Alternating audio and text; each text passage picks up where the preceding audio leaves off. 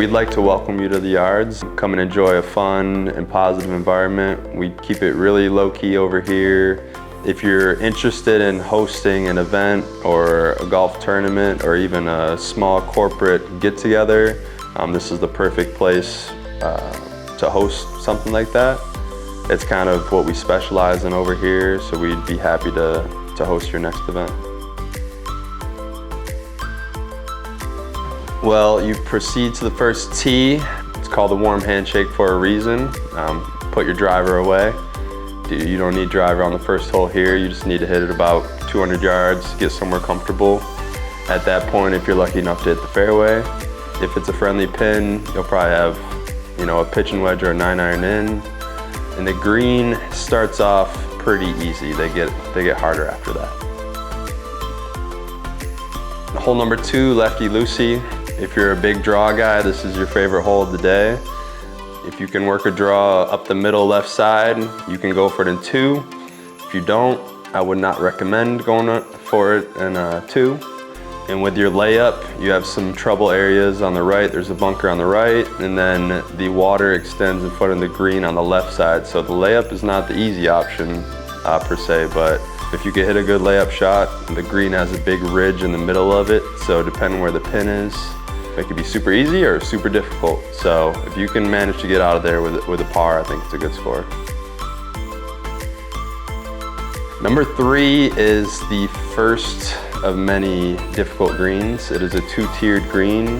If it's your first time playing and you don't know, 3-putt is pretty much inevitable.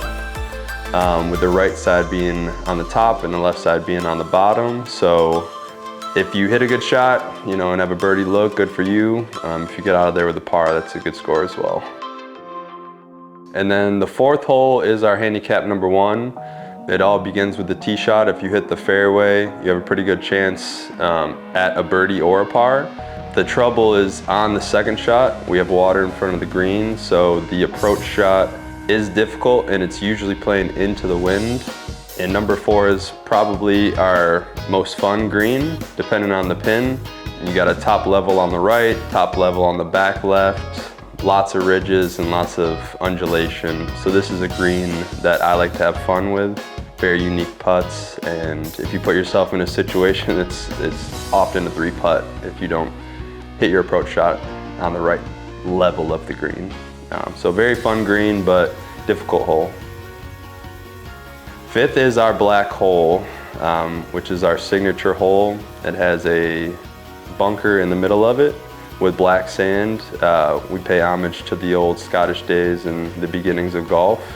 Not too difficult of a hole, but obviously if you find the black hole and it sucks you in, it's never a good time. The 6th hole is a friendly par 5. We call it the gator tail. It is a 2-tier fairway, so on the left side it's the top side, the right side it drops down. There's trouble on the right, which usually isn't good for people. But if you could hit a good drive on number 6, most people can go at it in 2. That's where you want to look to get your eagle if you're lucky, or your birdie, because it's not too difficult of a green. The only issue with that hole is there's a huge bunker in front of the green where you may find some troubles. But if you can get on the green in 2 or 3, usually you'll have a good look at birdie. Hole number 7 is a very difficult challenge. If you don't hit it far enough with your drive, your second shot is gonna be a layup. Trees up the right side, water up the right side, cart path up the right side. So for you, fade ball players and slicers amongst, this probably isn't your favorite hole, but if you can hit it up there pretty far, the approach shot usually isn't difficult. The trees just on the right side give you some issues. And then it's also not an easy green depending where the pin is. So again, a par is a very good score on this hole, and hopefully you can get out there with a par. The 8th, par 3, is actually probably the best looking hole that we have. Definitely not the easiest hole we have. Typically from the backs it's playing at least 200 yards with trouble on the right with the water, significant bunker on the right side as well, but it is a very long green, so if you manage to hit the green, depending where the pin is. Usually you can have a good birdie look. There is a ridge right in the middle of it that usually causes some issues on the putt, but if you can hit it within 10 feet on this green, pretty good chance that you can sink the putt. But again, this is probably one of my favorite holes on the course. Hole number 9, a member tip for hole number 9 is hit a yellow ball, because there are range balls that find their way up the right side of this hole with it being so close to the range. So tip from the pro, hit a yellow ball if you got it, because chances are you may need some help finding it if you hit it up the right side. And it also looks like an easy hole because it's dead straight, but it's a very long par 4. So you do have to hit a pretty good drive up there. But if you can hit a pretty good drive up there and find the fairway, the approach is probably going to be pretty long. But again, if you can get on the green, it's not too difficult of a green. So probably one of the harder holes on the course, the finishing hole. But again, if you can get out of there with a par is a really good score on number 9. So 10 through 12 are par 3s on our backyard. 10 is a fairly easy par 3. It's probably the longest out of the par 3s back there, but no trouble as far as water. There's a small bunker on the front left side. But if you can hit this green, it's not too hard of a green as far as undulation. So definitely look to get a par if you hit a good shot. Try to sink the putt and get a birdie. Number 11 is the hardest hole in my opinion back in the backyard. It's sort of an island green feel. There's not water around it per se, but lots of trouble in front. And if you miss it long, good luck. It's probably worse than missing it short. Bunker hidden behind the green as well. So honestly, if you hit it in the bunker, that's a good thing. If you don't, it runs down about 20 yards past it. Again, it is a 2-tier green sort of, so front left side is a little bit lower than the back right side, but again, probably the hardest green to hit back there. Hole number 12, the finishing hole, trouble on the left side with water, pop bunkers on the right side, so definitely not a easy par 3 per se. It's usually playing pretty far as well.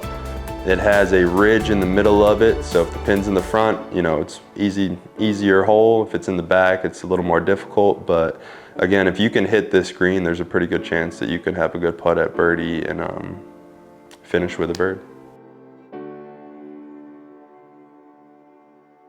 So we have additional par 3s back in our backyard, 3 additional par 3s called our beer loop. The beer loop is a very fun thing that we offer here. Not everyone has 4 hours out of their day to commit to a round of golf, so the beer loop is you know, a quick alternative to a full day of golf. And if you were to start with number 1, it's right behind our restaurant. Probably my favorite hole because it's right behind the restaurant where, you know, if it's a full crowd, you know, you have some adrenaline running through your veins, you got a little crowd watching you, and you hit a good shot. Hopefully they're cheering for you if they're a good crowd. Pretty easy green though. Front pins are super easy. It's probably about an 80-yard shot. Back right pins, it gets a little more difficult. But again, if you can hit a pretty good tee shot, there's a good chance that you can sink a birdie on this hole. Then hole number 2, it has 2 tee boxes. So we have a back tee box that actually hits over the first green on the beer loop to the second green, giving it kind of a island type feel. Definitely more difficult than the front tee box, which is probably about a 60-yard shot. Both are super fun. And again, this is one of our 2-tier greens, really significant, kind of similar to number 3, where the left side is on the top tier and the right side is on the bottom tier. If you're playing from that back tee and it's a bottom pin, that's hole-in-one location all day. So if you feed that ridge and just feed the ball in towards the pin, there's a very high chance of getting a hole-in-one. And then our last hole, the beer loop. Trouble on the right side with some water. There's a bunker that sits in front of it, kind of protects it. The miss zone is definitely left if you're a little nervous with the right, with the water on the right side. If you can hit, you know, within 10, 12 feet of this, wherever the pin may be, again, very good chance at having at least a birdie look and getting out of there with a par and finishing up your day.